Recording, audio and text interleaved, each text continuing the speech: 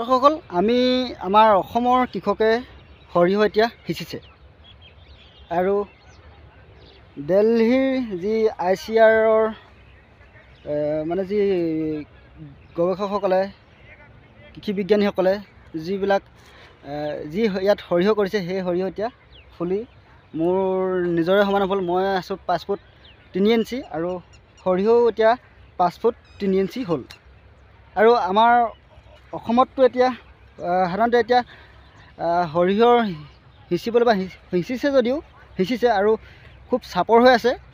হয়তো এয়া মই আপোনালোকক দেখুৱাবলৈ চেষ্টা কৰিম। এইখিনি সৰিয়হ মই একেটা ভিডিঅ'তে আপোনালোকক দেখুৱাবলৈ চেষ্টা কৰিম। এয়া দেখিছে ওচৰতে সেইখিনি সৰিয়হ আৰু ওচৰতে এইখিনি সৰিয়হ। আমাৰ তাত এতিয়া সৰিয়হ হৈছে ইমানখিনি, মানে ইমান ডাঙৰ হৈছে। আৰু দিল্লীৰ ICAR গৱেষকসকলে কৰা সৰিয়হ 5 ফুট হ'বলৈ হৈছে, বা 5 ফুট হৈছে। কিছুমান 5 ফুট হোৱা নাই, কিছুমান হাউলি আছে। ইয়াতো এতিয়া মই আগৰ ভিডিঅ' ICAR যিবিলাক মই এতিয়া বৰ্তমানলৈকে ভিডিঅ' বনাই আছোঁ, সেই ভিডিঅ'সমূহ মই জনাইছোঁৱেই যে ইয়াত গৱেষকসকলে শাৰী শাৰীকৈ প্ৰতিটো, এয়া মই আপোনালোকক দেখুৱাবলৈ চেষ্টা কৰিম। এয়া দেখিছে নহয় আপোনালোকে, এটা লাইনৰ পৰা মানে কি লাইন কি শাৰী শাৰীকৈ সিঁচিছে। আৰু শাৰী শাৰীকৈ সিঁচাৰ ফলত মানে কি এটা ভাল হৈছে, গছবিলাকে গ্ৰ'থ হ'বলৈ, নিজে মানে ডাঙৰ হ'বলৈ অলপ সুবিধা হয়। কাৰণ যদি সিঁচি দিয়া হয়, সিঁচি দিলে হয়তো চাগে মানে কি সিঁচি দিলেতো আৰু গুটিবিলাক ওচৰা-ওচৰিকৈ পৰে।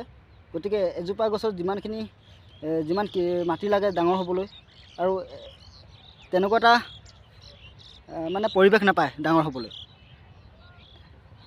আৰু মই এই ওখৰ যিখিনি সৰিয়হ দেখুৱাবলৈ চেষ্টা কৰিম, এই সৰিয়হবিলাকতো আপোনালোকৰ মই অকণমান মাজলৈ সোমাই আহিছোঁ। দেখিছে নহয় আপোনালোকে, এয়া ভালকৈ অহা নাই ভিডিঅ'টো। মানে মই আপোনালোকক জনাইছোঁৱেই যে এই সৰিয়হবিলাকৰ মাজতো এটা প্ৰায় এফুট ডিফাৰেঞ্চ আছে। কিন্তু আমি কি কওঁ, আমি সাধাৰণতে হাল বোৱাৰ পাছতে আমি সৰিয়হবিলাক খৰাহি বা তেনেকুৱা ধৰণৰ সেইটো আমি কৃষকসকলে সিঁচি দিওঁ। কিন্তু ইয়াত মই যি দেখিছোঁ সিঁচি দিয়া নাই ইয়াত। আৰু ইয়াত দেখিবলৈ পাইছে তেনেকুৱা ফলত কিমান ডাঙৰ ডাঙৰ সৰিয়হ হৈছে। কিবা এটা ভাল লাগিছে, চুইয়ে ভাল লাগিছে। এয়া চাওক, এতিয়া আপোনাৰ আঘোণ মাহ চলি আছে। আঘোণ মাহত দিল্লীত গৱেষকসকলে ICAR গৱেষকসকলে কৰা এয়া সৰিয়হ, দিল্লীত ICAR গৱেষকসকলে কৰা আঘোণ মাহৰ সৰিয়হ। এয়া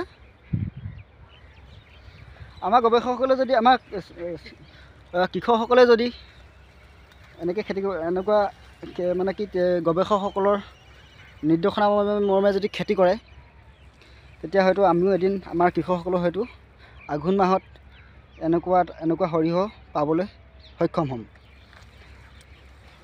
এয়া মই সৰিয়হবিলাক দেখুৱাই গৈছোঁ। মোৰ আহি ভাল লাগিছে। এয়া দেখিছে আপোনালোকে কিমান ভাল হৈছে সৰিয়হ।